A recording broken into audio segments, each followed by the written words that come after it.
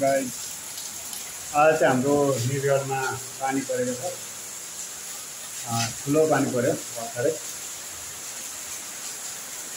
तपाईहरुलाई जानकारी गराइराख्छु।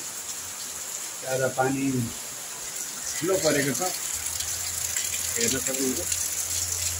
यति ठुलो पानी परेको छ कि हाइट हेर्न सक्नुहुन्छ। नारियलको बोट पनि छ।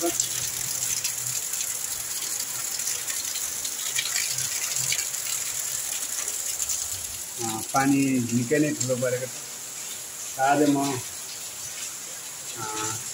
न्यू ब्लग लिएर आएको छु यस च्यानलमा।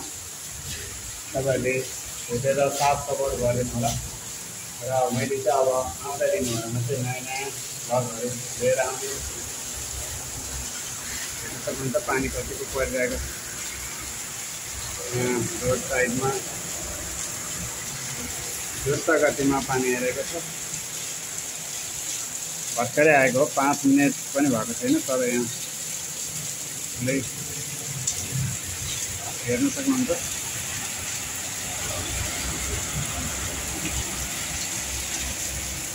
ठुलो पानी आएको छ। यहाँ बाइक पनि भिज्न लागेको छ। बाइक पनि भिजिरहेको छ।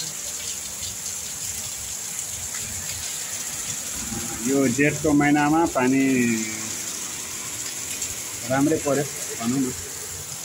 हाम्रो निजगढमा चाहिँ राम्रैसित पानी परिरहेको छ। तपाईहरुको ठाउँमा के कस्तो छ जानकारी गराउनु होला।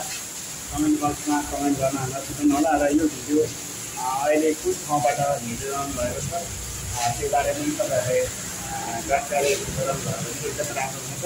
यति भन्दै आजको यस भिडियोबाट म पनि बिदा हुन चाहन्छु। Bye bye.